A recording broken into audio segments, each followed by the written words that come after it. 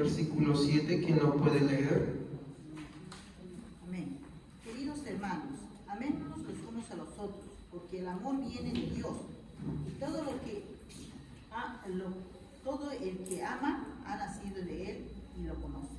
Muy bien.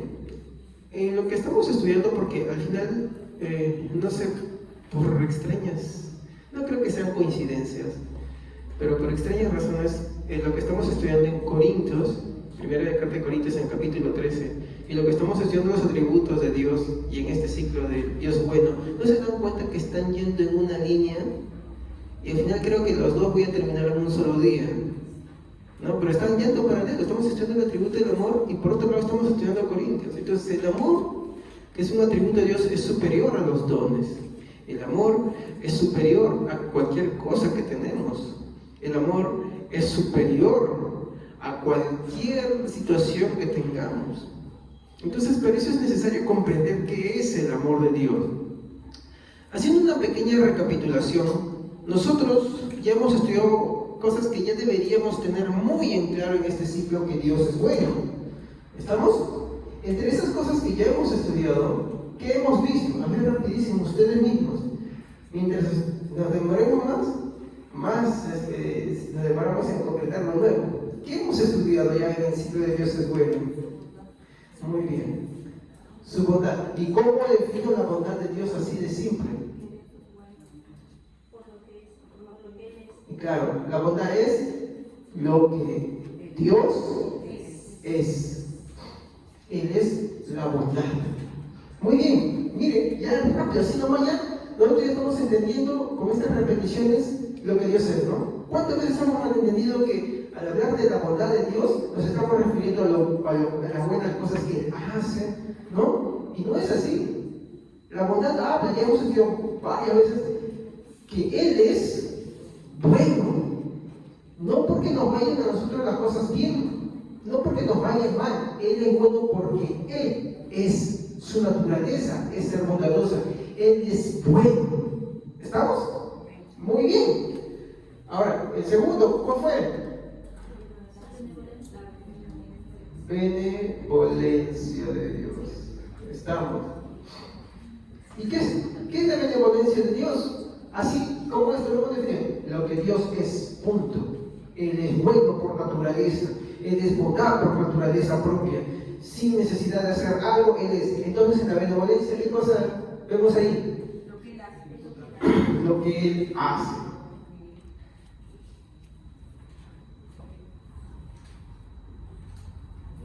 ¿No? Entonces, en la benevolencia de Dios, ya sabemos qué es lo que Dios hace, ¿no? Y vimos una especificación para entender más claro. ¿Y cómo le llamamos? El amor de... ¿Se acuerdan? ¿Qué es hacer caridad sin esperar recibir algo? El amor de beneficencia. Lo que hacemos por las niñas del albergue se llama beneficencia, ¿no? Tú haces las cosas sin esperar a recibir algo. Acuérdense siempre de eso, hermanos. Acuérdense, ¿ya? Entonces en esta parte estudiamos de que Dios cuida cuida, y no solamente cuida, preserva toda su creación. ¿Cierto, no? Entonces, en esta parte hemos visto, Dios cuida y preserva. ¿Por qué decimos que preserva? ¿Por qué decimos que Dios cuida? A ver, los pajaritos, ¿qué dice la vida de los pajaritos? No siembran, no cosechan. ¿Qué más? ¿Qué es lo que no tienen los pajaritos? ¿Dónde almacenan el grano la gente? Graneros. ¿Y cómo Dios les da su provisión? Todos los días. Las flores no hilan, ni trabajan, ni tejen. Sin embargo, ¿cómo Dios las viste? El ser humano, el hombre, la creación de Dios, ¿es bueno o es mala? ¿Esa buena? No es buena. Es inclinada al mal. ¿Es agradecida con su creador? No. ¿Y los cristianos somos agradecidos con Dios? No, porque muchas veces no hacemos lo que debemos hacer. Hacemos lo que Dios nos dice que hagamos. Más allá no hacemos. ¿Sí o no? Muchas veces somos ingratos. Pues la Biblia dice, Él es fiel aunque nosotros lo deseamos. Hoy van a entender algo del amor de Dios que quería llegar en muy bonito que vamos a hablar hoy día. Entonces, a pesar de esto, Dios cuida y preserva su creación. No solamente cuida, sino la preserva. Porque si no la preserva, siendo como nosotros, mi hermano, tanto creyente como no creyentes, pues deberíamos estar acabados ya. A veces ustedes no tienen algo o tienen alguna cosa que usan y ya les harta de que no funcione y dicen, ¡ay, lo botan a la basura! ¿Me equivoco o no me equivoco? ¿Sí o no? Sin embargo, Dios, ¿qué hace? Cuida y preserva. Dios hace eso con su creación. Entonces, esto, mi hermano, es importante. Y lo hace, mi hermano, sin distinción alguna. No es importante si seamos creyentes o no sean creyentes. Dios cuida de su creación sin distinción alguna. ¿Amén, hermanos? Muy bien. ¿Qué más vimos?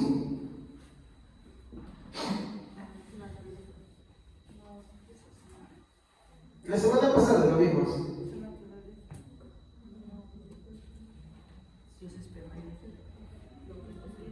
Muy bien. ¿Quién lo dijo? ¿Quién lo dijo?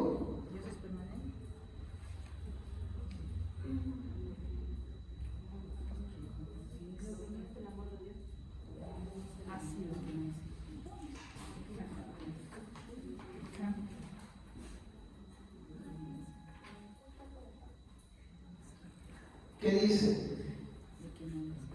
Porque la semana pasada no hablamos del amor de Dios. ¿Se acuerdan? Hablamos de lo que no es el amor de Dios. Entonces, hicimos esta distinción porque antes de poder hablar del amor de Dios, como hay tantos conceptos que hoy en día están mezclados, tantas ideas, es necesario barrer con todo, es necesario limpiar el terreno para que nosotros recién podamos agarrar y entender el amor divino. ¿Ok? Entonces, eso es lo que estudiamos la semana pasada. El amor, lo que no es el amor de Dios. Entonces, vimos dos cosas que no son el amor de Dios. ¿Qué vimos? En primer lugar, ¿se acuerdan? ¿Cómo es mal interpretado el amor?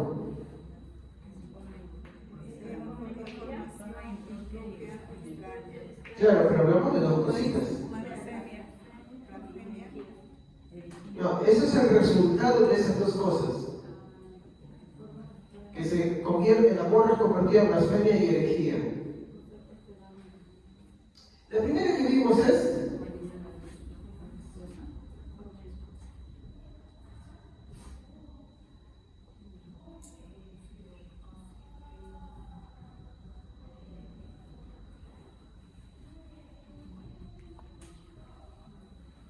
¿lo ven? Es reducido a una debilidad afectuosa.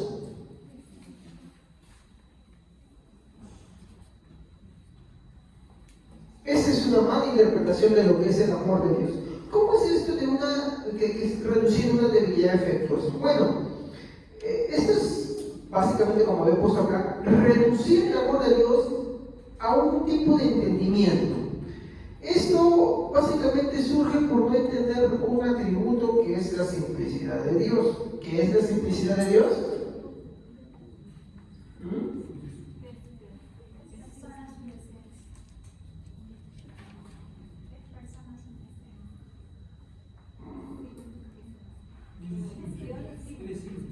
Ya, pero ¿qué vamos a enseñar con simples? Acuérdense. Ahí está. Dios no tiene partes. Dios es, en la teología se conoce como que Dios es sin partes. Y ahí sí lo que dijo la hermana, Él es esencia. Él es una esencia. Dios es espíritu. Espíritu no en un sentido como los ángeles, sino en un sentido elevado. un espíritu en un sentido magnificado, o no magnificado, no, supremo, de tal manera que si Él no fuera espíritu, nada podría habitar, nada podría vivir. La Biblia dice, en Él vivimos y en Él nos movemos. Por Él existen las cosas. Y pusimos la metáfora, por ejemplo, del ser humano, ¿no? Digamos que este ser humano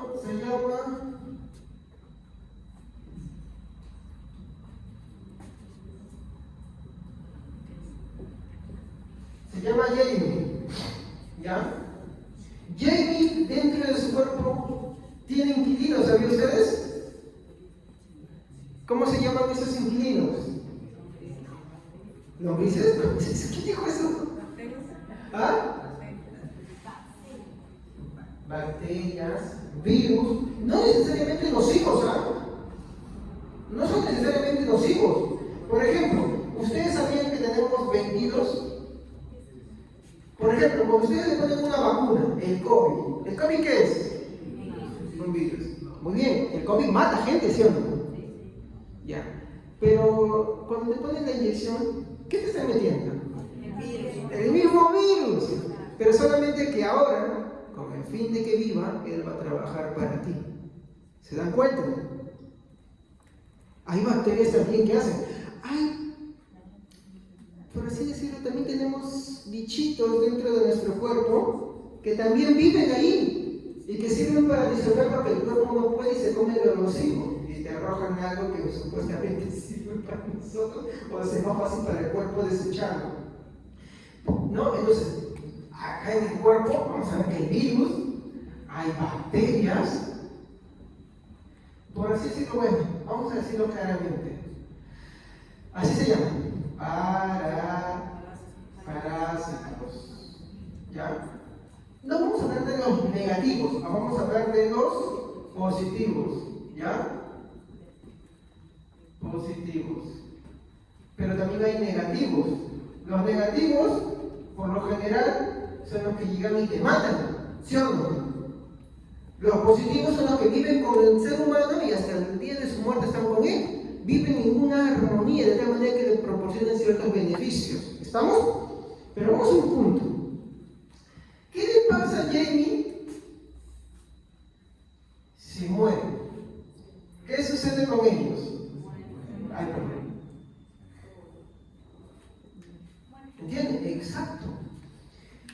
¿Esto de qué nos sirve? Dios es espíritu de tal manera que en Él, vamos a decirlo así, no es que Dios va a la calle y mira a Yaret, y después para ver, mira a Olga, y después por allá mira a Cielo, y después por allá mira a Rosa, y después por allá mira a Belisa, y después por allá mira a...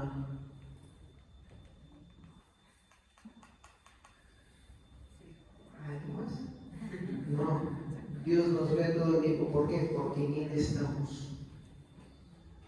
¿Entienden? No es que Él se desplaza. Él no se desplaza.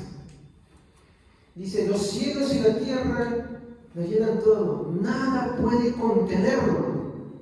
Y Pablo, inspirado, dice, ¿no? En Él vivimos, en Él subsistimos. ¿Se puede que dice, como dice, no existimos, sino subsistimos? ¿Qué es subsistir? Que tu existencia depende de algo más. Entonces, lo mismo sucede con Dios, pero en un sentido diferente. Es que ahí viene ahora otros atributos, ¿no? Como la aceidad de Dios, en la cual Dios no necesita de nadie, sino que somos nosotros los que necesitamos. De la misma manera, el universo, todo el sistema solar, las criaturas, toda la creación existen en Dios. Por Él viven, para Él viven, pero no en el sentido de dependencia como el hombre. En el hombre proporcionan estas cosas un beneficio o un perjuicio. En el caso de Dios, a Él no le afecta nada. Es un producto de su bondad que Él haga esto. O mejor dicho, de su benevolencia, que Él nos crea, que Él nos da la vida, que permite tanto buenos como malos vivir. ¿Me comprenden? ¿Ya? Entonces, eso, mi hermano, nos trata de explicar a nosotros que que el amor de Dios, mi hermano, cuando hablamos de la simplicidad divina, no tiene parte. O sea, no es que una partecita de Dios es amor, o un tanto por ciento es amor, o mucho de Dios es amor. No, existe un equilibrio. Estamos. Y hoy hemos visto cómo es esto, ¿no? No es que Dios está partido un tanto por ciento por esto, ¿no? El 5% se gestiona, ¿no? No es un tanto por ciento de amor por acá, o por acá, ¿no? O por acá, a partir así. No, no. Es que Dios es tanto amor como justicia, ¿no? Como santo, ¿no? Etcétera, etcétera, etcétera. Y todo eso, no en la misma cifra, sino todos a la vez. ¿Ok? De tal manera de que esta visión del amor de Dios reducido a una debilidad afectuosa es una blasfemia contra Dios. ¿Y cómo lo vimos? Por ejemplo, ¿no? Estos son hermanos que se entienden mucho a la justicia, ¿no? Y la ira de Dios, ¿ya? Pero, ¿cómo te das cuenta de ellos? Muchas veces cuando te dicen, no, pero Dios no solamente es amor, es justicia, Dios es ira. Aunque ellos traten de esto, su inclinación en lo cierto es muy acercada a reducir el amor a un tanto porcentaje y darle más énfasis a otros. Y no es que le demos, hermanos, ¿estamos? Porque Dios no tiene partes. Yo sé que esto es complicado, pero por eso es importante conocer los atributos de Dios, es importante conocer la simplicidad divina. Dios es simple porque no tiene partes, Él es espíritu. No es un porcentaje esto y otro porcentaje esto, aquello. No es así. Entonces, ¿quiénes se inclinan por este lado? Mis hermanos legalistas. Ellos necesitan ser predicados. Ellos no comprenden el amor de Dios. Ellos ven el amor de Dios reducido. Por eso es que ellos crean, mi hermano, normas que Dios no dice en su palabra. Crean estatutos que Dios no dice en su palabra. ¿Ok?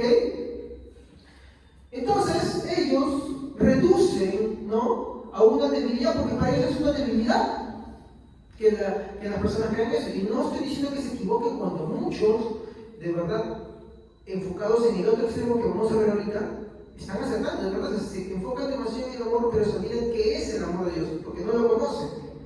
¿Ya? Entonces, mis hermanos legalistas erran, porque ven el amor de Dios reducido a una debilidad afectuosa. Pero, acá viene el segundo punto que hablamos. ¿Cuál era? ¿Se acuerdan? ¿No?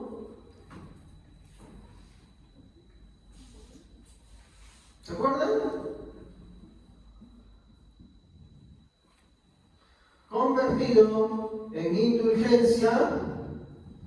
¿Qué cosa? Amorosa. Ese es el otro extremo.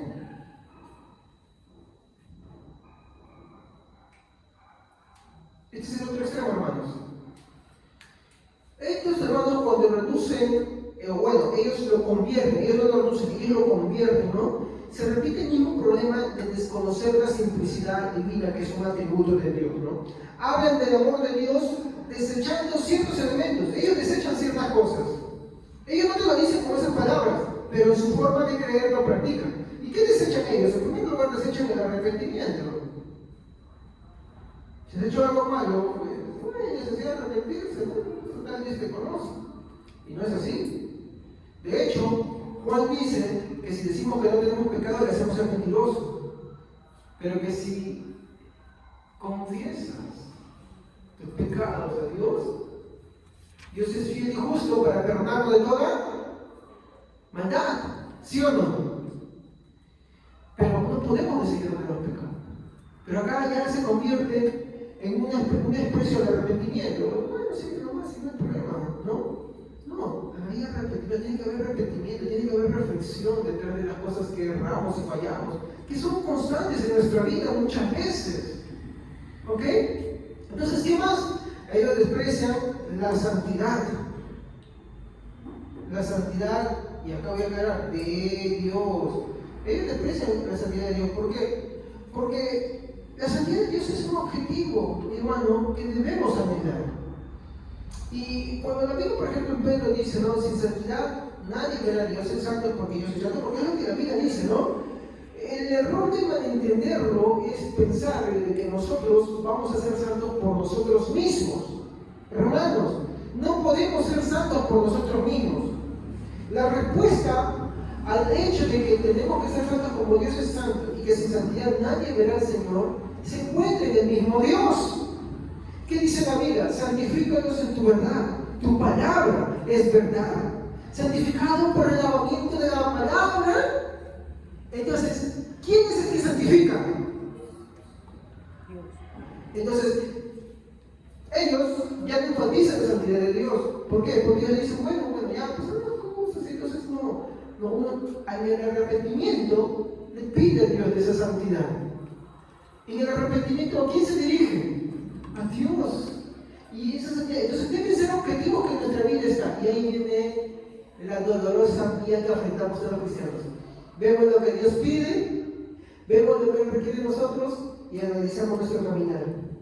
Y lejos de andar orgullosos, agachamos cabeza y decimos, Señor, sé propicio a mí que soy pecador. Y decimos, Señor, de verdad, nada bueno hay en mí, yo necesito de ti. Sé mi Salvador. ¿Se dan cuenta? Es reconocer a Dios. Pero eso viene cuando hacemos un análisis de verdad de nuestra vida del pecado muchas veces. ¿Ok? Entonces, ellos desechan la santidad de Dios. Ellos maximizan el amor de Dios, desechando el arrepentimiento, desechando la santidad de Dios, ¿no? Desechando las provisiones de Dios. Y eso lo vimos la semana pasada. ¿Qué es una provisión de Dios? Lo que Dios da como medio para poder agarrar y vivir en la gracia del Señor. Como por ejemplo,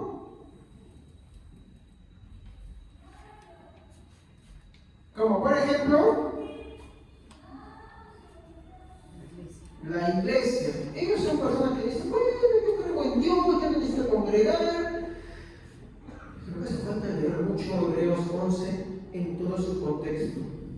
Hebreos 11 no nos da un consejo de congregar, nos da un mandato de congregar. Pero si tú continúas leyendo, dice, ¿qué es lo que pasa? Aquel que desecha el congregar, porque el verso dice, no dejando de congregar como algunos tienen por costumbre. Entonces, eso nos lleva a la reflexión. Es un mandato. Dios nos dice, ¿pero qué pasa? Ya que el congregar no te salva, evidencia algo, da una evidencia. Aquel que no le interesa congregar, aquel que no quiere esforzarse por congregar, aunque el congregar no te salva, da una evidencia. ¿Qué es una evidencia? Una prueba de una realidad muy clara. ¿Saben qué esa evidencia muestra? De que esta persona en realidad nunca se ha compartido. Pues si tú continúas leyendo Hebreos 11, cuando dice, no dejando de congregar como algunos tienen por costumbre, dice, no, porque Dios no tomará por inocente aquel que desprecia la sangre del pacto con la cual no hemos sido sellados, porque si por la ley de Dios y empieza a hablar, y termina esa comisión, que mi hermano, de caer en las manos de un Dios justo, santo y de libre. Así termina. Congregar no salva, pero el no congregar da la evidencia de no tener la salvación de Dios. Por eso que antiguamente los hombres, desde los primeros siglos, entendían esto y decían, no hay salvación fuera de la iglesia. Es verdad, no todos los que están en la iglesia son salvos, pero todos los verdaderamente salvos están dentro de la iglesia. O sea, no hay ninguno salvo que esté afuera y que no le interese congregar. No, a menos que sea un enfermo en cama, que está al borde de la muerte, él es parte de la iglesia. Porque si él estuviera bien de salud, él correría a una iglesia a buscar de Dios, a ser pastoreado, a querer bautizarse, participar de la Santa Cena. Él no vería los impedimentos, correría de su Señor. Pues no hay evidencia. ¿Estamos? Entonces, estas personas desechan las provisiones de Dios. Una persona que también desecha las provisiones de Dios es alguien que está en una iglesia y no quiere bautizarse. Desecha las provisiones de Dios. Una persona que también está en una iglesia pero no quiere comprometerse con la iglesia es alguien que desecha las provisiones de Dios. No es salvo, aunque esté dentro de una iglesia física, no está dentro de la iglesia universal. ¿Estamos? Iglesia universal que está compuesta por todos los verdaderos creyentes alrededor del mundo. Pero la iglesia física, la iglesia tangible, la iglesia local, es aquellas comunidades cristianas que están compuestas por todos los que van ahí. ¿Entienden? Dentro de esas comunidades están los salvos. Puede que haya alguno que no sea salvo dentro de eso, sí, también lo hay. Pero ninguno verdaderamente salvo está fuera de la iglesia física. ni tampoco de Dios invisible. ¿Estamos? Porque hay muchos que hoy día pregonan y dicen, no, yo amo a Dios, sé que si hago lo bueno será recompensado. Ya empezamos mal, y que si se hago lo malo, recibiremos. ¿Ya? Empiezan a condicionar a Dios, porque si hago bien, Dios tiene una deuda conmigo, y eso vamos a ver hoy día. Dios no tiene deuda con nosotros.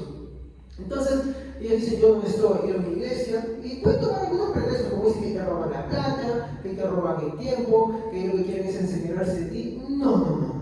Esas personas en realidad, hermano, aunque hablan bonito, aunque te dicen cosas muy bonitas, que ponen un fondo musical, incluso hasta de fe, ¿no? Y que parecía que su palabra te llega al corazón, que en verdad no son creyentes, ellos son ateos.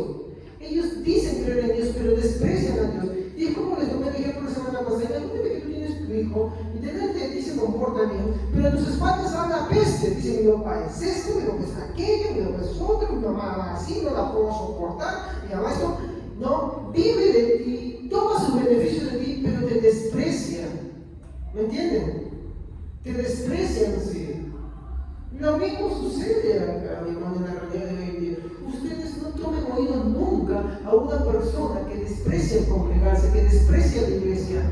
Puede ser que diga, no, pero en la iglesia no ha habido esto, no dice, sí, es que la iglesia está compuesta por gente defectuosa. Y vamos a ser claros, el mundo no es sano, se cree sano. El mundo también es defectuoso. El hombre entero es depravado. Solamente que en la iglesia hay una diferencia, lo reconocemos, lo aceptamos y vamos al arrepentimiento, la santidad y la provisión de Dios. No lo desechamos, no nos escudamos bajo el amor de Dios. Estamos, eso tanto fuera como dentro de la iglesia. Muy bien, podríamos seguir hablando mucho, pero eso es en algo simple. Ustedes pueden ir indagando el tema y van a encontrar muchas cosas más, ¿no?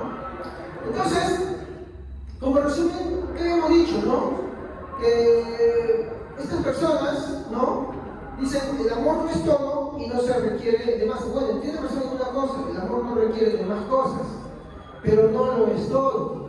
El amor tiene muchas cosas más, porque ellos no están exaltando el amor de Dios, ellos lo están en sí convirtiendo o reduciendo, que es muy diferente. Ninguno de los dos tiene el concepto completo, ninguno de los dos conoce el amor de Dios en sus dimensiones tan grandes. Mi hermano, este es un tema que ya muchos hombres en el pasado lo estudiaron. Mi hermano, vieron las escrituras y vieron que el amor de Dios es mayor que todo esto. Por eso no podemos reducir el amor a comparaciones como los sentimientos humanos. ¿Estamos? No nos podemos derivar a esas cosas. No es comparado, mi hermano, como el amor humano. Entonces, todas estas distorsiones, mi hermano, son, mi hermano, por no entender el amor divino. Ambas formas cerradas caminan, como le dije, ya sea entre legalismo, ¿no? O, y acá viene el otro, liberalismo. ¿Estamos? ¿Qué es el liberalismo? Que no tiene ley. Entonces, los cristianos, ¿tenemos ley? Sí tenemos. ¿Cuál es la ley que tenemos? La que está en la Santa Palabra. ¿Qué es lo que no tenemos? Legalismo. ¿Y qué es el legalismo? Poner leyes donde Dios no las puso. Entonces la reflexión es, mi hermano, que tomamos la semana pasada por este color, seamos bíblicos. Busquen 1 Corintios 4:6.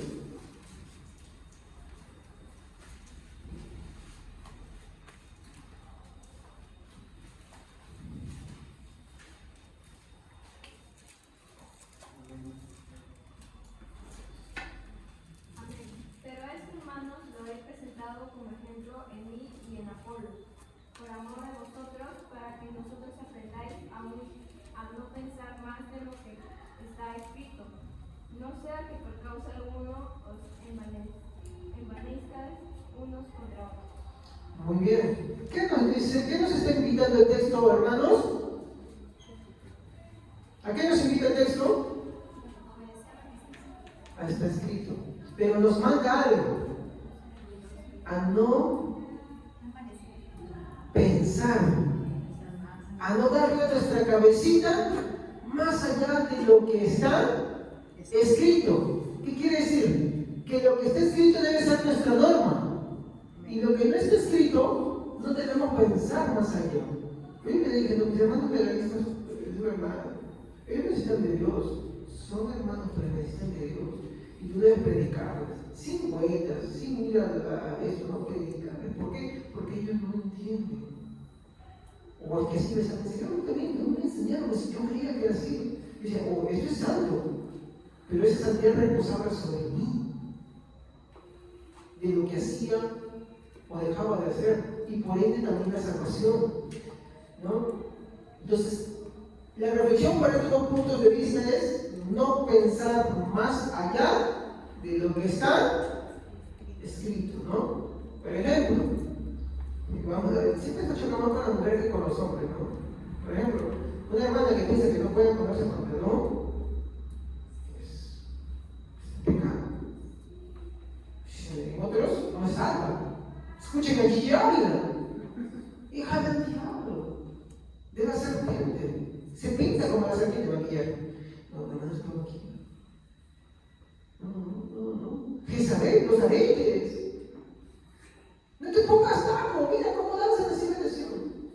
Y no se le llama otra cosa, mi hermano. No es lo que está queriendo decir la Biblia ahí. Porque la Biblia no te da un mandamiento para eso. Lo que te da un mandamiento es a la actitud que tú tienes. La actitud que uno profesa.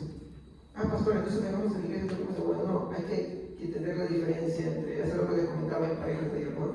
Y me gustaría tener esa conversación también con las hermanas mayores, ¿no? De Mujer de Gracia. No sé si de repente este sábado me permiten, me gustaría estar ahí con ellos, ¿no? Pero es la diferencia entre lo que es santidad y lo que es solemnidad. ¿Me comprenden? La solemnidad es saber vestirse según la situación, es tener respeto a la situación, ¿no? Yo no me voy a casar, por ejemplo, con buzo, o con chorro, con ropa de baño, ¿no? Yo no me voy a casar así, ¿no? Yo no voy a una ceremonia importante, por ejemplo, que se gradúan. ¿Qué le dicen? Toga, por favor, toga. Y con sus sombreritos, y tiene que salir ese sombrerito plano, con su cosita calcio, ¿no? ¿Cuántos van a hacer sus graduaciones? Y si no tienen plata, bueno, ya alquiler todos con la foto, ¿saben así? Ya que le mucha plata, ya camisita, y sus vestiditos y así está, ¿no? ¿Sí o no? Pero eso es muy diferente, eso se llama solemnidad. ¿Estamos llamados a la solemnidad? Sí. Pero eso no es santidad. ¿Estamos? Eso no es santidad. Podemos seguir hablando, pero eso no es el tema de aquí, ¿ya? Solamente quiero tomar esto, ¿no? Seamos bien, esto enfatiza mucho. Y hablando del amor también. ¿Tenemos que ser bíblicos en lo que es el amor? Sí. Y se darán cuenta que estos conceptos, mi hermano, o pervierten o lo reducen. Pero ni se acercan al concepto verdadero del amor. Ninguno de los dos. Entonces,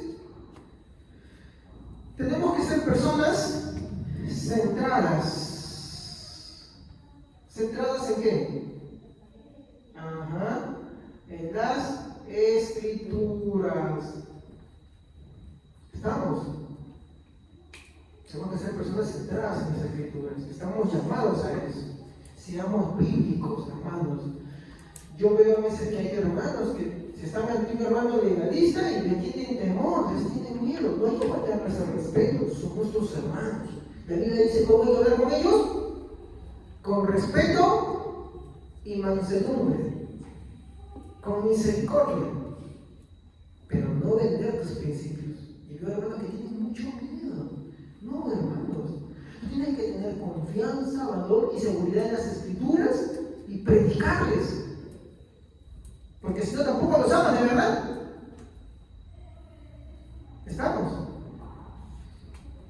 Entonces, aquí pasamos a poder estudiar qué es el amor de Dios. Este es el segundo punto.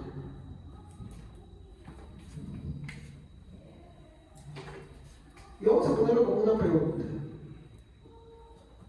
¿Qué es el amor de Dios?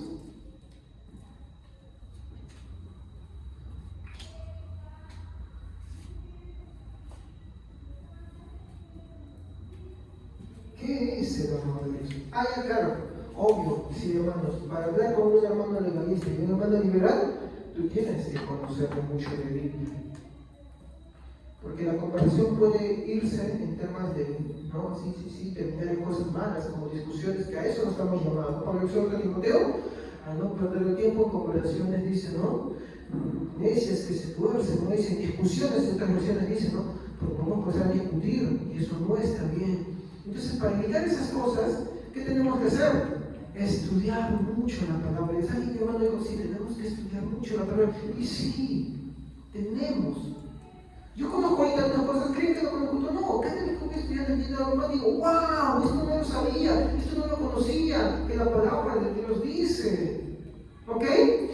Entonces, esa es mi reflexión hasta esta parte, ¿no?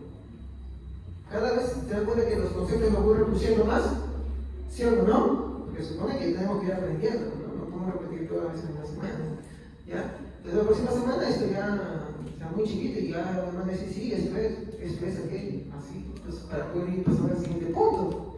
Muy bien, aquí vamos a ver entonces, ¿qué es el amor de Dios? Bueno, luego de entender lo que no es el amor de Dios, recién podemos conocerlo. Ya que tenemos que limpiar todos esos conceptos, mi hermano, que tristemente hoy existen y que se han vuelto parte de un folclore y ni siquiera son transmitidos por la Biblia. Es transmitido al poder de boca en boca, de oído en oído, que me dijo, que me comentó, y a veces se enfatiza lo que alguien dice como si fuera en términos de palabra de Dios, y no lo es. Y cuando vamos a la Biblia vemos que, por ejemplo, este es un texto muy contundente, 1 Corintios 4:6. Es un mandato, no pensar más allá de lo que está escrito. ¿Qué te está diciendo la cosa ahí? Tenemos que pensar en todo lo que está escrito. No tenemos por qué pensar más allá de lo que no está escrito. Tenemos que aprender a pensar en lo que está escrito y callar donde la Biblia dice que callemos. No callemos de caer, sino ahí está. Muy bien. Entonces, partimos de ver algo. Su carácter. ¿No? Para entender qué es el amor de Dios, tenemos que ver el carácter. Creo que me equivoqué. Sí, me equivoqué. Avisen, hermanos. Ayer no sé qué pasó en la reunión. Malditas ortográficas tú.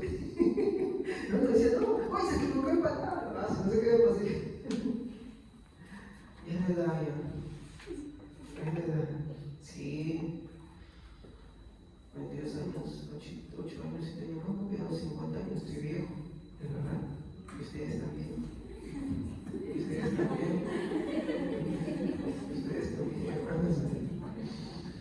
Así que de repente algún día necesitaría alguien que escriba en mi lugar y ya no puedo escribir. Ya, muy bien. Partimos por ver su carácter, ¿no? Entonces, ¿qué es el carácter de cuando definimos la palabra carácter? Bueno, yo entendía carácter, mira, a veces hay que ser sinceros. Tenemos una idea muchas veces de las palabras, cómo las usamos y las aplicamos. Yo no estoy diciendo con eso que usted no lo sepa. Puede que lo sepa, pero yo no voy a ser sincero. Hay muchas cosas que no sé. ¿Estamos? Muchas cosas yo desconozco. Las voy aprendiendo sobre la marcha. Y no tenía un concepto claro, y ahí está mi esposa de testigo de que era carácter, porque le estaba preguntando en la mañana, yo no sabía así, yo no lo sabía. No sabía la distinción. Si de repente cuando le diga qué carácter usted se va a reír de mí, no importa, hermanos. Si sirve para que usted aprenda, mi hermano, entienda de que, bueno, hay cosas que no sabe, o bueno, en este caso que yo no sé. Amén. Amén. Me enseña que siempre tenemos que estar dispuestos a aprender. ¿Ok? Entonces, carácter tiene, básicamente, porque no es lo único, tiene dos cosas interesantes que dice, ¿no? El primero que estaba viendo, mi hermano, nos dice que es un conjunto de cualidades, ¿no? El carácter es un conjunto de cualidades. ¿Qué es una cualidad, hermano?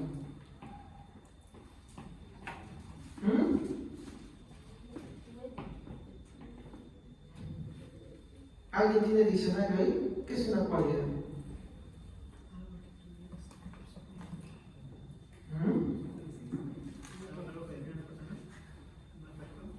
A ver, vayamos al mataburros. Cualidad.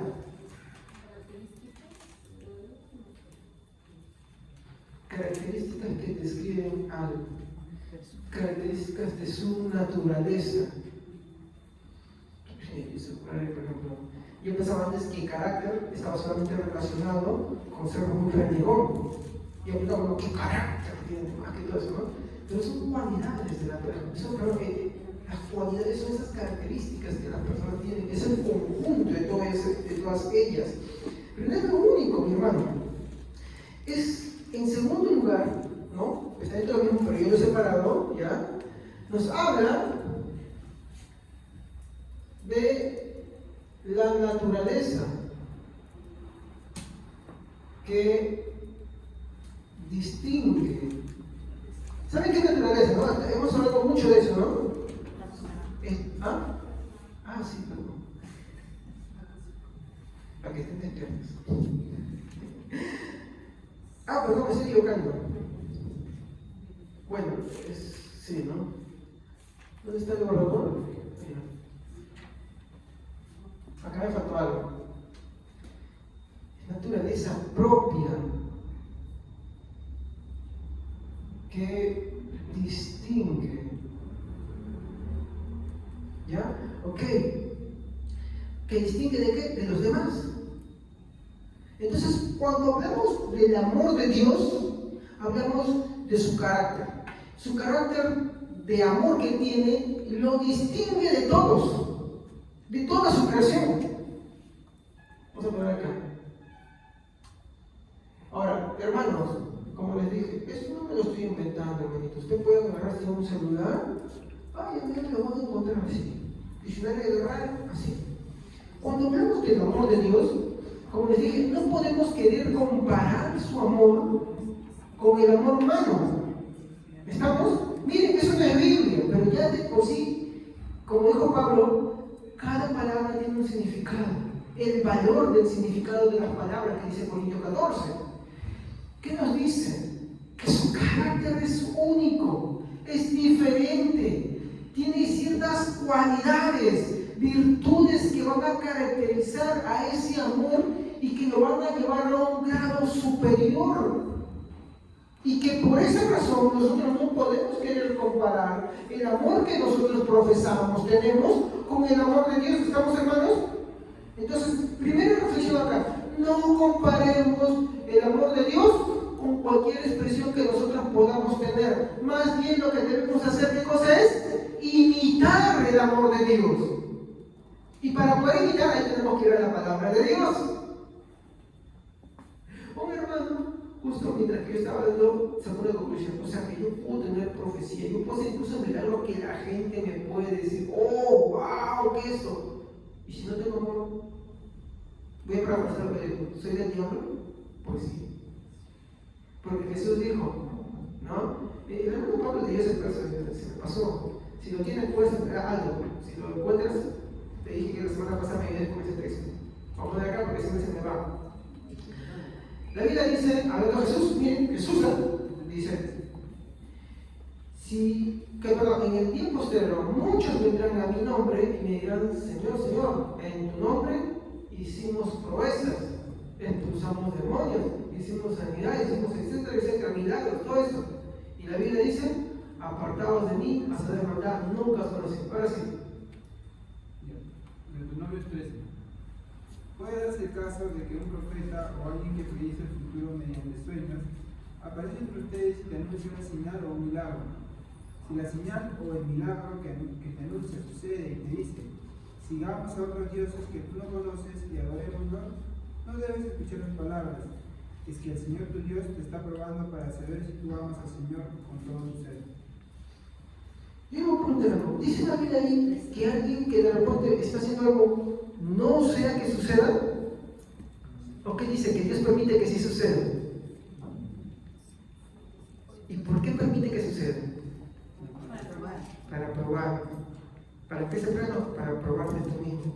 Aquí le sigue, miren, Aquí me produjo el tiempo en el cual apareció una iglesia pentecostal muy fuerte y empezaron diciendo, no, acá está la santidad de Dios, acá hablamos en lengua, es la llenura, la verdad, evidencia, porque la verdad eso es una invención de 1900 que los cristianos no han creído antes, hermanos. Históricamente los cristianos no han creído. Y sin embargo, gente de todas las iglesias empezó a migrar a esta iglesia.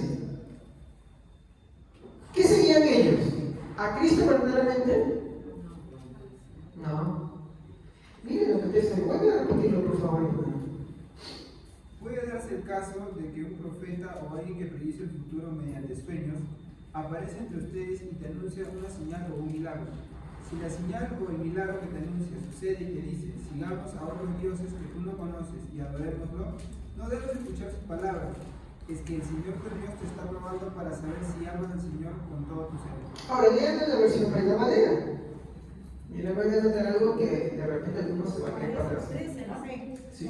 Cuando se levantara en medio de ti un profeta o un soñador de sueños. Hasta ahí nomás. Profeta es el misionario o soñador de sueños. Que yo me soñé, que yo te vi así. Y que esto, y se aferran a Daniel o se aferran a José, cuando Daniel, el pobre Daniel en su vida, mi hermano, no tuvo más que uno o dos sueños, tiene una visión. Y cuando el que se conoce como José, mi hermano, tuvo 2 sueños en su vida, y es más, nunca él supo qué significaron. Se dio cuenta después, pero no hubo alguien que dijo, mira, ¿sabes qué? Esto es tu sueño. Él, por Dios y por venir de Dios, él puede interpretar el sueño de 2 personas, más no. 3, perdón. Los 2 que estaban en la cárcel y el faraón. ¿Tú ves que ha sucedido eso más? No. Y digamos que se cumple. ¿Qué dice Dios? Te está probando. Estos son un poquito horrorosos, terrible. Te está probando para que veas lo incrédulo. Tu Dios es los sueños, tu Dios es las visiones. No es el Señor, no es Dios. Y me van a sacar, por ejemplo, Joel 2. No se preocupen, para que estamos estudiando Corintios 13, vamos a tocar Joel en su profundidad. Porque en Corintios 13 ya no vamos a llegar a eso de Joel 2. Y en vuestro posterior tiempo van a ver, les digo un adelantito, no está hablando de los creyentes, está hablando de Cristo. Pero ese es el problema de hacer doctrina de un versículo. ¿Ya? Entonces, mi reflexión es esta, ¿no? No podemos comparar, hermanos, el amor de Dios, las cualidades de Dios con las nuestras. Tenemos que imitemos a Dios. Ser imitadores de Cristo, ser imitadores de Dios como yo no soy de Cristo, dijo, ¿no? Pablo. ¿Estamos? Entonces, tenemos que imitarlos, pero no podemos comparar. No comparemos. Imitemos, sí. Cuando lees a un hermano que de repente está haciendo mal, hermano, pero tienes que ser así como Jesús. No, pero Jesús, yo soy hombre y eso yo soy mujer. No, hermano. Eso debería frenarnos a nosotros porque si bien es cierto Jesús fue perfecto, Jesús fue santo, sin pecado, intachable, el justo por los injustos, no quiere decir que nosotros nos justificamos detrás de nuestra debilidad y por eso no nos esmeremos, no anhelemos y no deseemos, mi hermano, imitar todo lo que Jesús hizo en su carácter, en su forma de ser, de amar al Padre, de obedecer su voluntad, de deleitarse en Él. ¿Estamos? Incluso en el amor que Él tuvo. Es muy diferente querer comparar y muy diferente querer imitar el amor. Y en la Biblia vamos a ver muchos ejemplos de gente que imitaba el amor de Jesús, que imitaba las cualidades de Jesús, que imitaba las cosas que Jesús, mi hermano, les exhortó a sus discípulos.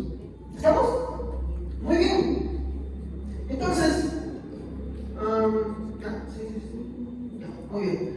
Entonces, cuando hablamos de carácter, hablamos del conjunto de cualidades, de la naturaleza propia que distingue, ¿no?, a alguien de los demás, ¿ya? Entonces, esto nos va a llevar a un tercer punto.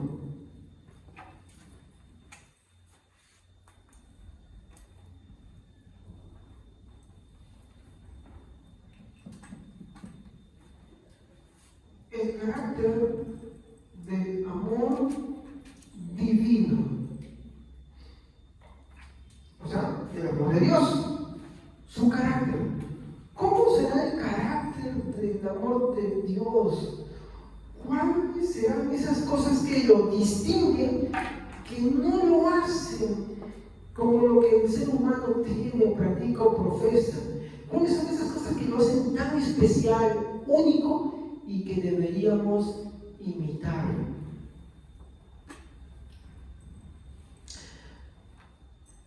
Aquí vamos a ver varios puntos, pero hoy solamente, bueno, no vamos a ver varios puntos, hoy solamente vamos a ver uno de ellos. ¿Estamos?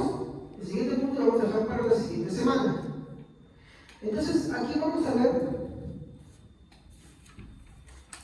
esto se conoce como el amor de Dios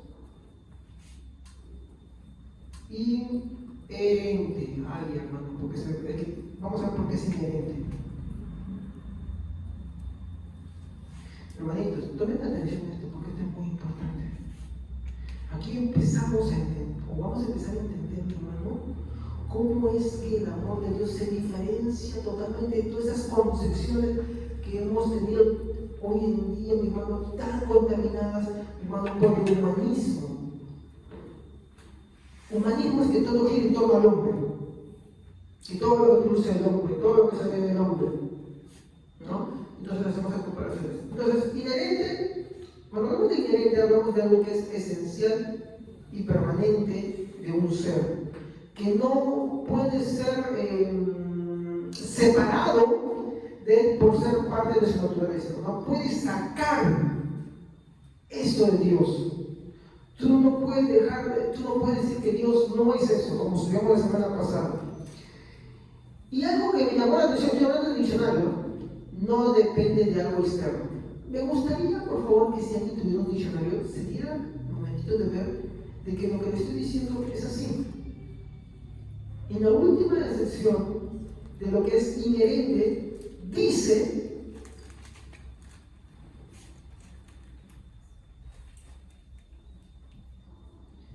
no depende,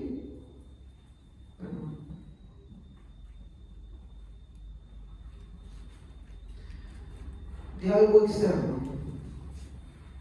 ¿A qué atributos les hace acordar esto?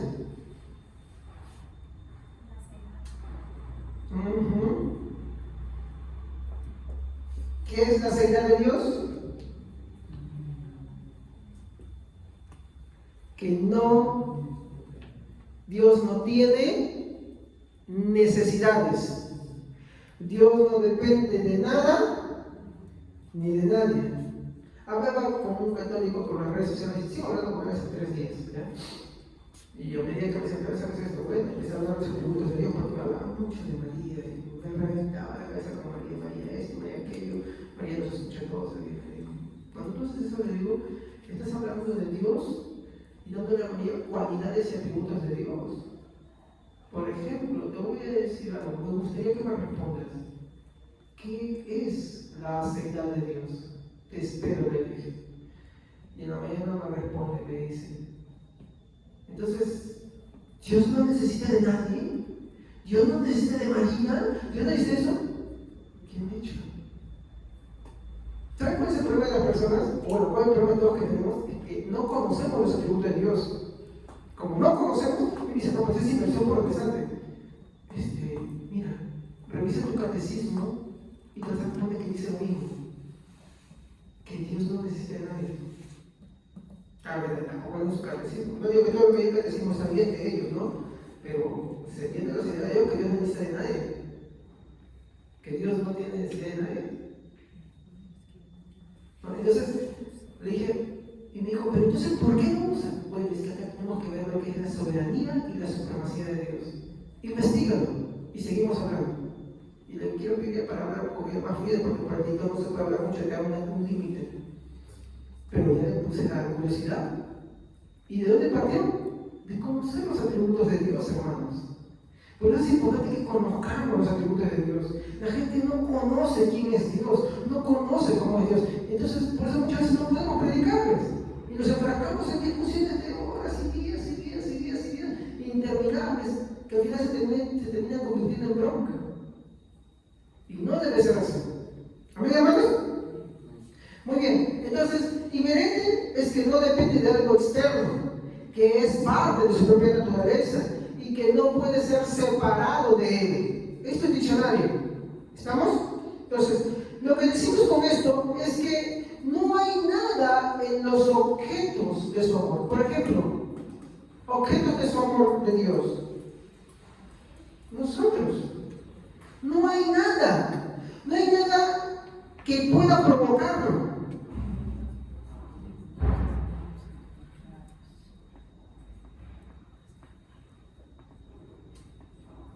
Esto aprende en seminarios, hermano.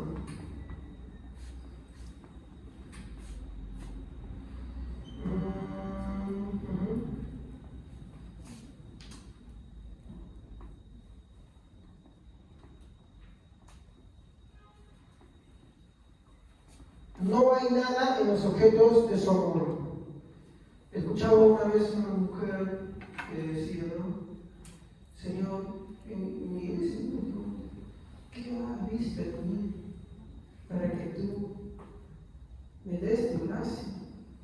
¿Qué hice yo? ¿Qué viste tú en mí? Y si no podemos empezar la respuesta que la Biblia dice, nada. Nada. Pero esas palabras esconden un orgullo, una altiveza, un cierto protagonismo, con una falsa humildad. ¿Qué tienes en ti? Nada. Ahorita nos voy a demostrar por qué no vio nada.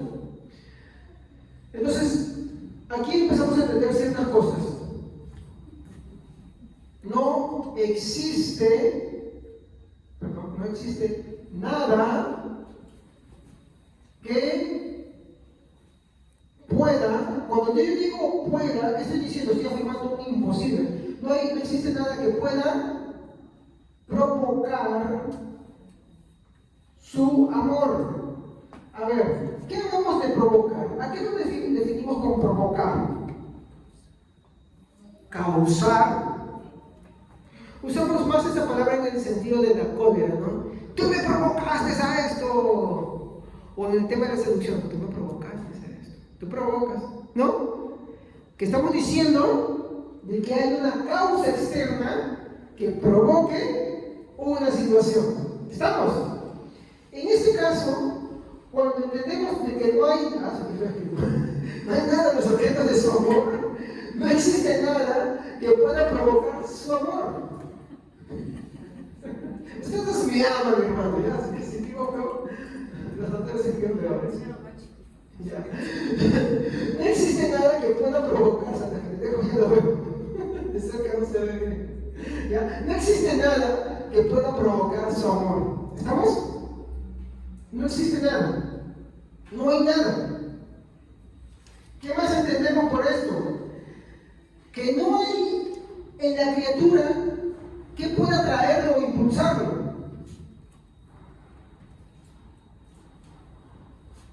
No hay nada en la criatura. Cuando nos referimos a la criatura, ¿a qué nos referimos? Claro. No hay nada en la criatura que pueda provocarlo. ¿Estamos? O impulsarlo. ¿Entendemos? No hay nada que acá, por ejemplo, se cae, no es que Dios vio en el futuro que te ibas a arrepentir y por eso te eligió, por eso te escogió. No. Dios te elige para que tú puedas creer.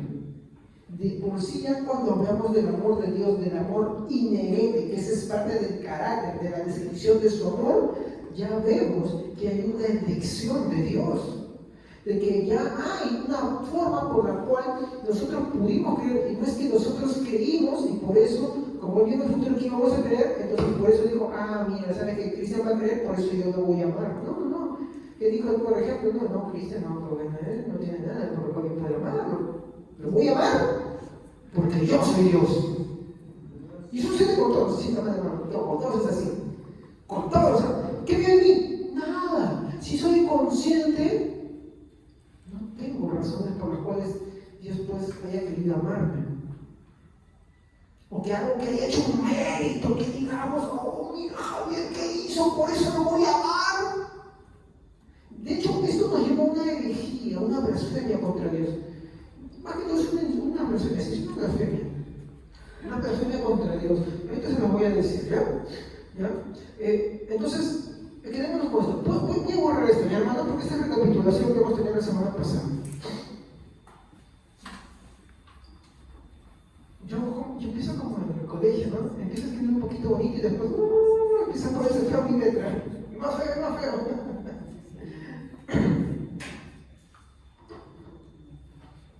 Muy bien. Para esto tenemos que ver, ya que hemos visto que el amor de Dios es inherente, como aplicaciones, el amor humano.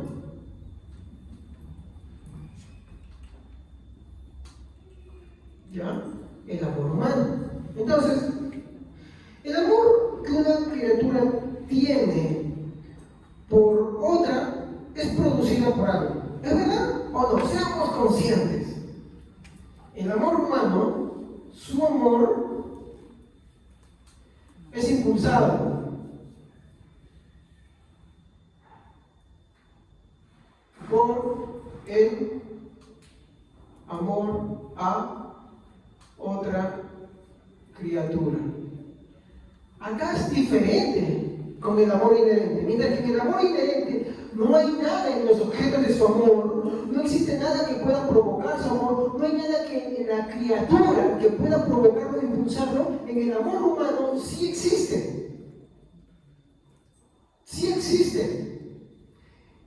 Por ejemplo, esta es producida, digamos,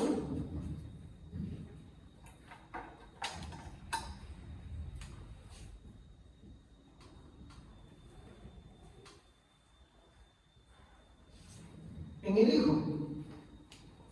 ¿Por qué amas tú cuando un hijo nace? Porque es tuyo. ¿Sí o no? ¿Hay algo en el objeto de ese niño? ¿Hay algo que en ese bebé te cause eso? Sangre, tu sangre. Muy bien, tú dices, porque es mío. Pero entonces de pronto empieza a buscar afinidades, ¿sí o no? ¡Ay, mira, tiene mis ojos! Cuando la bebé se conoce, me toca mi ojo, el color de ojos. ¿Ya? ¡Ay, tiene mis ojos! Tiene mi nariz, tiene mis orejas, tiene el color de mi pelo. Hasta cuando va creciendo, no se parece a mí. Y como que te sientes un poco, o me equivoco. Me equivoco. Y hay muchas razones por las cuales ese bebé provoca tu amor. ¿Me entiendes? Después también te provoca cólera, pero también te provoca amor. ¿Ya? Pero, ¿sí o no? La causa de tu amor a ese bebé es que ese bebé es tuyo. Ese bebé tiene algo. No, pastor, que yo, ama a otro bebé que cualquiera por ahí. ¿Estamos igual? Te lo demuestro. Vas por la calle, tú le regalas una propinita. O le das a la mamá algo para que la ayude. Pero no se va a comparar con el cuidado que tú tienes al tuyo. Ahí le das un sencillo. Le das una ayuda. De repente no estás acordando que tienes algo más. Pero al tuyo le das todo. ¿O me equivoco? ¿Sí o no? Le das todo. ¿Por qué la diferencia? Porque en uno tú le ves una causa para ese amor. Ahora, en el cristianismo, Dios nos manda a invitar a su amor, que el amor debe ser inherente a la persona o a cualquier causa que te pueda provocar esa persona. Tu amor debe ser fluido. Tu amor debe ser, por eso que algo que en calle de manera somos conocidos como hermanos, pero Jesús no dijo que la aplicación solamente era hermanos, sino que éramos amigos. ¿Y en qué sentido? En que somos amigos a un nivel íntimo y también fraternal. ¿Hay amigos en este mundo? Sí. ¿Y cuánto más si esos amigos son hermanos? ¿No es mucho mayor? Porque ya no solamente tienen el vínculo de amistad profunda, sino un vínculo sanguíneo. ¿Sí o no? Y ese vínculo sanguíneo que dice que es irrompible. Y en este mundo de las amistades dicen, tú no traes bien, y al rato se mandan cada uno por su rincón. ¿Sí o no? Pero en este lado ya no. Como el amor de Dios es inherente, no hay algo que pueda provocarlo, tampoco hay algo que pueda separarlo. Por eso es inherente.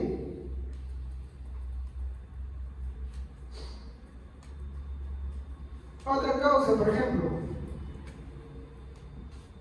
de parejas.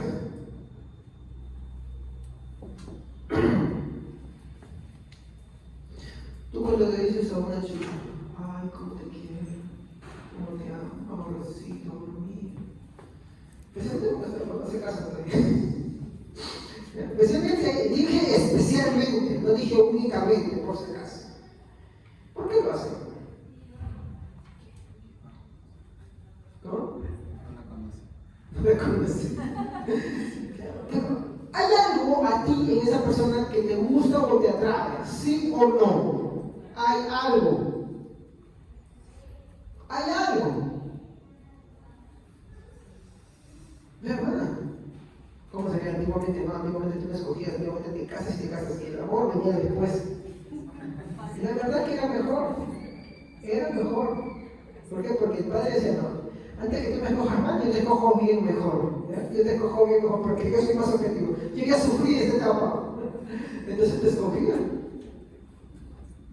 Y por eso que cuando yo daba un mandamiento, no decía, hijos, escojan bien, no, padres, no hagan estos vínculos, porque no darás tu hijo o tu hija al forastero o al extranjero, para que no desvíe el corazón de tus hijos de Jehová tu Dios, sino que lo que hagas en temor de Dios.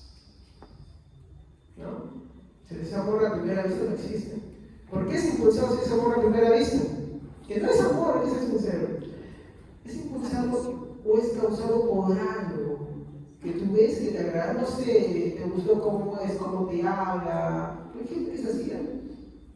Cómo te habla, cómo se escucha su voz, ¿no? En mi caso, no sé cómo es su voz, no sé su cabello, no sé su mirada. Cada quien se hace, por ejemplo, un marido, si hace una retrospectiva cuando era soltero, en los años maravillosos, se enamoró, ¿ya?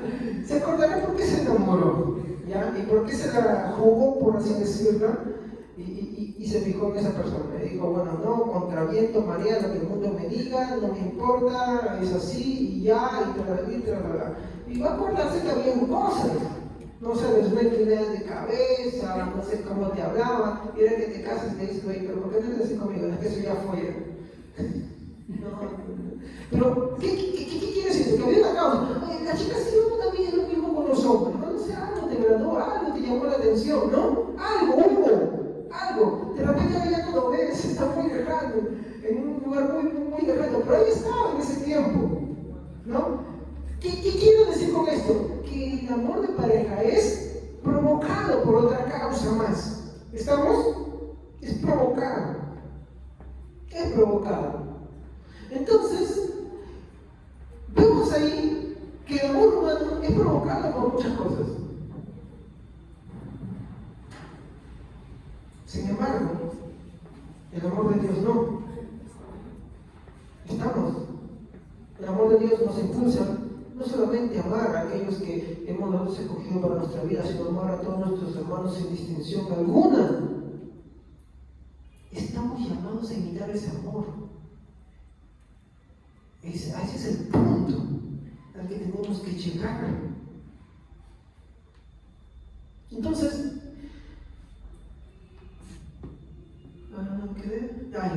muy bien. Entonces, podemos ver por esto, ¿no? Que a diferencia del amor inherente, el amor humano sí tiene sus causas.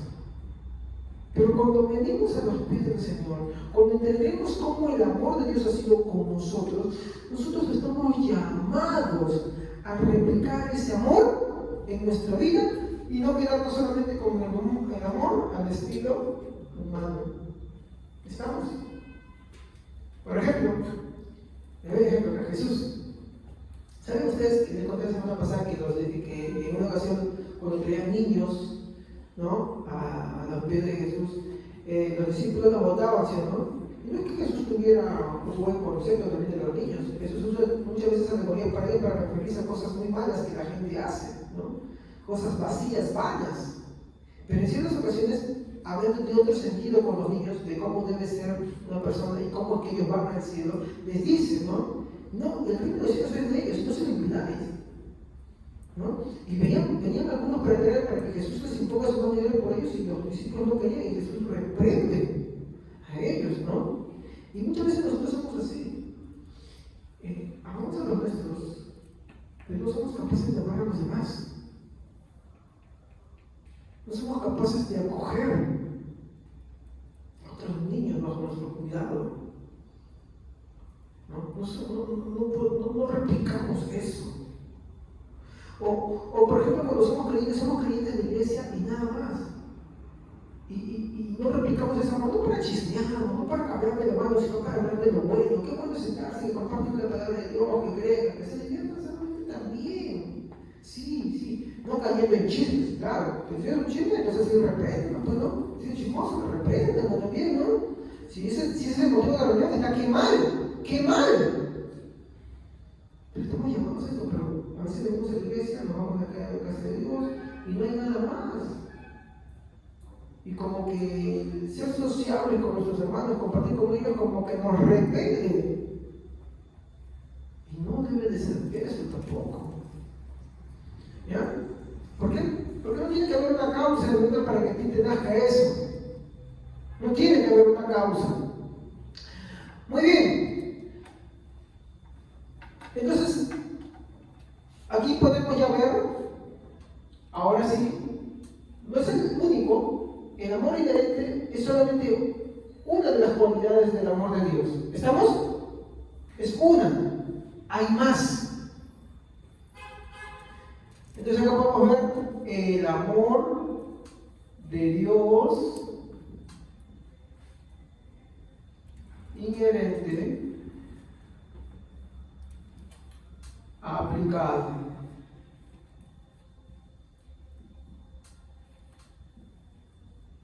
Muy bien. ¿Cómo es el amor de Dios?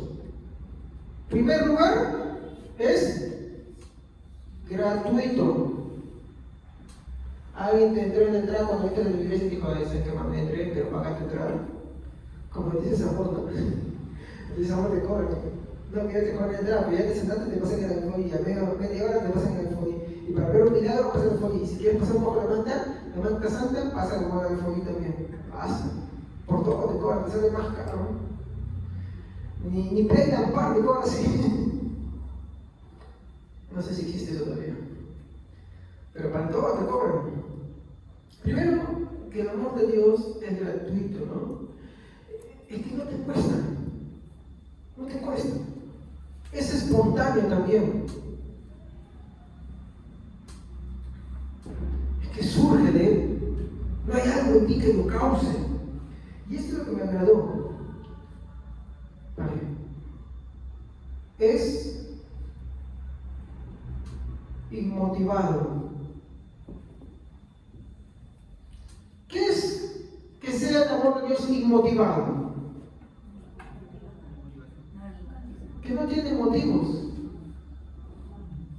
No hay motivo en Dios que tengas tú para que te ame. No hay un motivo en ti. No hay una causa en ti. No hay algo que lo provoque en ti. Entonces, ¿por qué ama a Dios? Deuteronomio 7:8. Amén. El Señor no te ama ni te eligió por ser la nación más grande de todas, pues eres la más pequeña. Lo hizo porque el Señor te ama y quiere cumplir la promesa que le hizo a tus antepasados, que el Señor te sacaría de Egipto por su gran poder y te liberaría de la esclavitud y del poder de Faraón, rey de Egipto.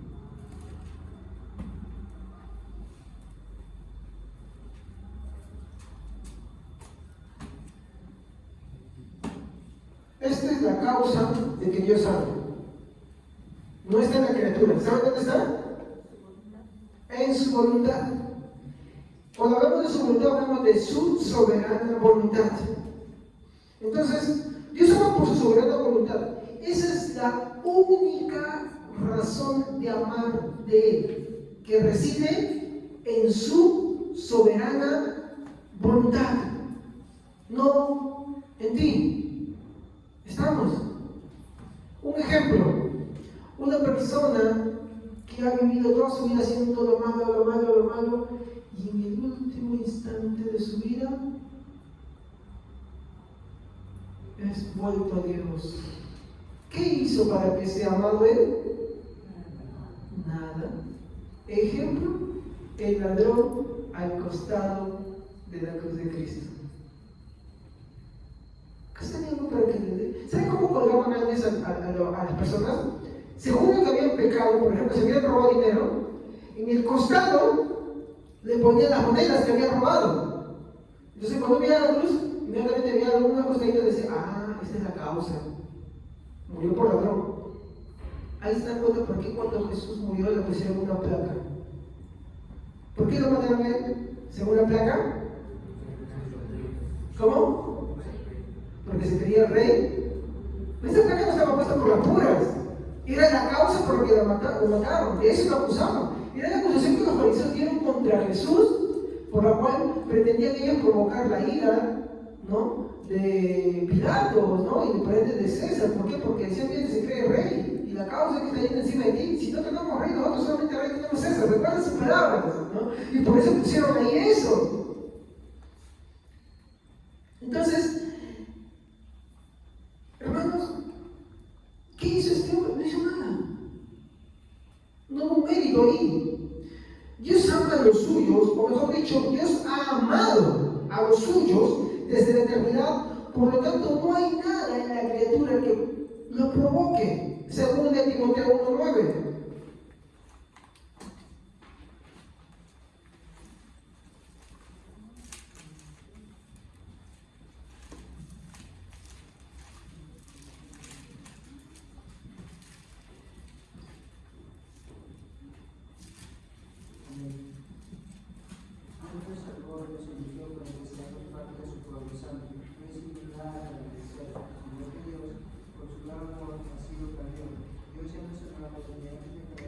Un poquito más fuerte, hermana, por favor. No nos salvó y nos eligió para que seamos parte de su pueblo santo. No hicimos nada para merecerlo, sino que Dios, por su gran amor, así nos planeó. Dios ya nos amaba desde antes de crear el mundo, pues desde entonces pertenecíamos a Cristo Jesús. ¿Qué dice que hicimos según la Biblia? Nada. Pero no hay una causa. Pero, pastor, he escuchado que muchas veces me han dicho que Dios vio que nosotros íbamos a amarle y por eso nos amó, o nos eligió, o nos predestinó. Bueno, eso es mentira. Eso en la Biblia no lo dice. Como ustedes mismos pueden comprobar en 2 Timoteo 1:9, la Biblia no dice que la causa seamos nosotros, sino que es su voluntad, que Él nos amó desde antes de la fundación del mundo, sin obra alguna, sin mérito alguno. Por eso les digo, no hay nada en la criatura que provoque el amor de Dios. Dios ama por sí mismo, según su propio propósito, como hemos leído. Entonces, la causa del amor de Dios, ¿dónde se encuentra? En Él mismo, en su voluntad. Cuando hablamos de soberanía voluntad, estamos en Él mismo, ¿no? La soberanía es un atributo de Él. Habla de Dios también, ¿no? Entonces, Dios no nos amó porque la amábamos. Ahí mismo que se queda otra vez, no, que Dios mire en el futuro, que tú ibas a creer. A mí me predicaban eso, que tú ibas a creer. Y como Dios vio que tú ibas a creer, por eso te escogió. Miren lo que dice 1 de Juan 4:19.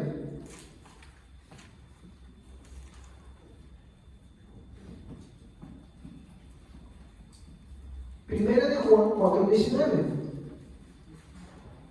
Nosotros le amamos a Él porque Él nos amó primero. La causa de que nosotros le amáramos, ¿cuál fue? Que Él nos amó primero y no al revés. Entonces, eso también predicaba es falso. Eso es malo, está mal. Y muchos creyentes creen y viven con eso, pensando, ay, Dios me amó porque yo le amé. Cuando la Biblia dice lo contrario, o que Dios me eligió porque Él sabía que yo iba a creer, eso es lo contrario. La Biblia no está dando respaldo a eso, sino que Dios nos amó y la causa de que nosotros le amemos está en que Él nos amó. De hecho, esa es la verdad. ¿Se acuerdan que les dije del amor humano que muchas veces es provocado? ¿Sí o no? Bueno, la causa de que amemos a Dios es provocada en que Él nos amó a nosotros primero. Nosotros estamos en deuda con Él, no al revés. Porque pensar de otra manera es decir que Dios está en deuda contigo. Ah, mira, si no, bueno, yo voy a ver que al cabo de esos 1000 años van a ser Felipe Mengano. Entonces, como Felipe Mengano va a ser muy bueno, yo lo voy a amar. ¿Por qué? Porque yo sé que va a tener en mí, ¿no? Eso es poner a Dios en deuda contigo, es poner en deuda al Creador con la criatura, y eso está mal. Esa es la forma en cómo se ve, y Dios no está en deuda con su criatura, es la criatura que está en deuda con Él. Por eso nosotros le amamos, porque el amor de Dios ha sido el amor con nosotros, y Él lo ha causado. Pues hay una distinción tan grande que debemos tener ahí, mi hermano. Si Dios nos amara porque nosotros hubiéramos amado primero, mi hermano, diríamos que Dios está en deuda con su criatura, y eso sí es blasfemo. ¿Alguien me puede decir que Dios está en deuda con Él? ¿Con alguno? Por eso es que desechamos la teología de la prosperidad, ¿no? Por eso es que nosotros tenemos que tener en cuenta esta gran distinción. Dios nos amó primero, por eso Él es la causa de que le amemos, no al revés. Estamos, ¿no? Acuérdense siempre de eso, ¿no? Entonces, aceptar lo contrario es blasfemo. Por el contrario, ¿qué podríamos hacer nosotros para atraer el amor de Dios? Nada, exacto. ¿Qué hay en nosotros?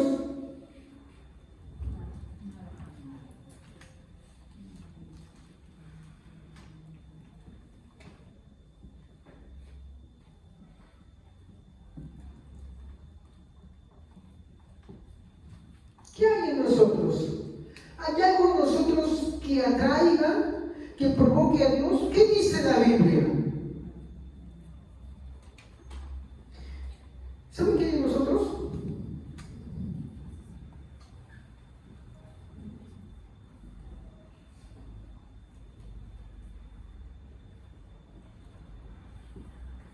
Todo lo que repele a Dios.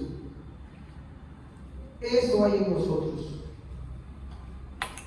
Todo lo que repele a Dios. Eso hay en el ser humano. Vamos a verlo primero antes de la conversión. Antes de la conversión, todo lo que el hombre practicaba repelía a Dios. ¿Sí? Entonces, ¿cuál iba a ser el motivo? Post-conversión. Cuando estudiamos las epístolas, tanto de Pablo como de Juan, mi hermano, tanto incluso de Pedro, mi hermano, cuando vemos las epístolas, ¿qué por lo general vemos? Vemos exhortaciones, ¿no? Incluso Juan dice, si alguno dice que no tiene pecado, ¿le hace a Dios? Mentiroso, porque aún siendo cristianos pecamos en muchas áreas de vida. A veces caemos, otras veces pecamos en otras áreas mentales, pecamos en las áreas de omisión. Ay, como alguien dijo, de verdad, es verdad. De hecho, esa es el área en la que más uno peca, el área mental, ¿no? El área de omisión. Cuando omites hacer lo bueno, con tus palabras, ponte a analizar bien cómo ofendas con tus palabras, con tus deseos, con tus sentimientos. Entonces, post-conversión, o sea, ya convertidos, ¿seguimos teniendo cosas que Dios repele? La respuesta es indiscutiblemente sí. Sí, seguimos teniendo cosas. Entonces, ¿por qué Dios nos ama?